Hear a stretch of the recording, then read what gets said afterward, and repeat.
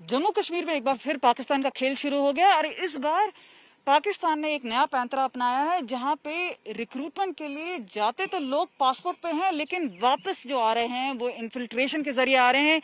जो इन्फिल्ट्रेशन पिछले कुछ समय के लिए बंद हो गया था।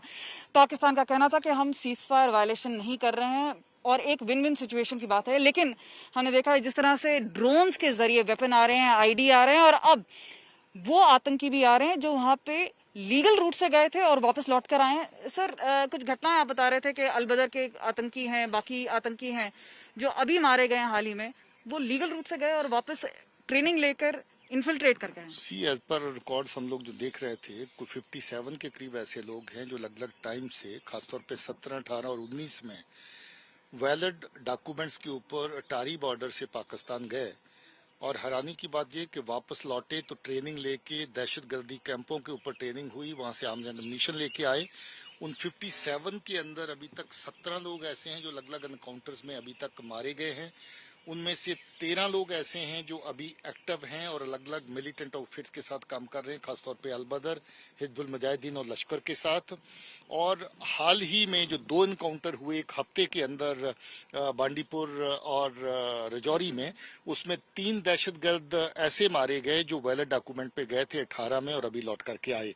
ये एक नया ट्रेंड देखने को मिला है, जहां यानी इन्फिल्ट्रेशन भी हो रही है और रिक्रूटमेंट में भी क्या पाकिस्तान जी ये एक नया तरीका रिक्रूटमेंट का है। इसमें एक बात और मैं आपको बता दूं कि 4 इनमें से लोग ऐसे हैं जो हुर्रियत गिलानी ग्रुप की रिकमेंडेशन के ऊपर वीजा लेकर के या तो पढ़ने के लिए या टूरिज्म के लिए वहां पर गए और वो भी मिलिटेंट वापस बन के लौटे। सवाल पूछते हैं कि हुर्रियत का या जमात का क्या हाथ है। जमात का यही हाथ है कि जहां से वैलिड डॉक्यूमेंट पे भी अगर आतंकी वहां स्टूडेंट बन के जहां वहां पर अगर कोई लड़का जाता है तो दहशतगर्द बन के वापस लौटता है। तो क्या इसमें जमात का, हुर्रियत का हाथ नहीं है? बहुत बड़ी बात कह रहे हैं आप। जी। रिक्रूटमेंट में किस तरह से कामयाब हो रहा है? हमने देखा है कि 70 से ज्यादा जो लड़के हैं अब टेरर रैंक्स ज्वाइन कर चुके हैं। लॉन्च पैड्स के क्या हाल है? इसको आप लोग काउंटर कैसे कर रहे हैं? क्योंकि सरेंडर हमने देखा है कि कोशिश की भी गई बीच में, पर कामयाब नहीं हुई। देखिए, लॉन्च पैड जो रजौरी पुंछ का एरिया है, इसके अपोजिट, और जो आईबी का सेक्टर है सांबा और कठुआ को, उसके अपोजिट काफी लोगों के जमा होने की रिपोर्ट है। रजौरी पुंछ, जैसे मैंने बताया है कि 4 टेररिस्ट ग्रुप अभी तक आए, चारों को एंगेज किया, जगह जगह पर एनकाउंटर हुए। 2 टेररिस्ट ग्रुप और ऐसे हैं जिनके बारे में शंका है कि वो क्रॉस करके आए हैं। इनके बारे में ऑपरेशन अभी रजौरी पुंछ के एरिया में लॉन्च किए गए हैं। बांडीपुर गुरेज का सेक्टर इस वक्त एक्टिव हो चुका है। एक टेररिस्ट ग्रुप हम 23 और 24 की रात को न्यूट्रलाइज कर चुके हैं। वो ग्रुप कैल के सेक्टर से, कैल एक लॉन्चिंग पैड है पाकिस्तान में, वहां से लॉन्च किया था।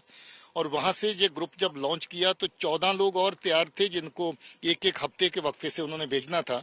उसमें एक ग्रुप और अभी इन्फिल्ट्रेट करके आ चुका है, जिसकी वेपनरी जो उन्होंने क्रॉस करके एलसी के पास सरप्लस वेपनरी डंप की थी, वो वेपनरी भी हम कल पकड़ चुके हैं। इस तरीके से इन्फिल्ट्रेशन का सिलसिला सबसे बड़ा जो सिनेरियो इंटरनेशनल डायमेंशन में है, अफगानिस्तान और जो यूएस का पुल आउट हो रहा है, उसे आप किस तरह से देखते हैं सिक्योरिटी ग्रिड में? देखिए, सिक्योरिटी ग्रिड में हम लोग लंबे अरसे से देख रहे हैं कि कभी कभार कोई ना कोई फॉरेन दहशतगर्द जो है अलग अलग कंट्रीज का होता था। कभी कभार अफगानिस्तान से भी कोई ना कोई दहशतगर्द, पहले जो जब अर्ली 90s में या उसके बाद जब मिलिटेंसी थी तो कभी कभार कोई ना कोई आता था, मगर कभी भी बड़ी तादाद में कभी कोई वहाँ का दहशतगर्द यहाँ पर आकर के मिलिटेंसी में शामिल नहीं हुआ है।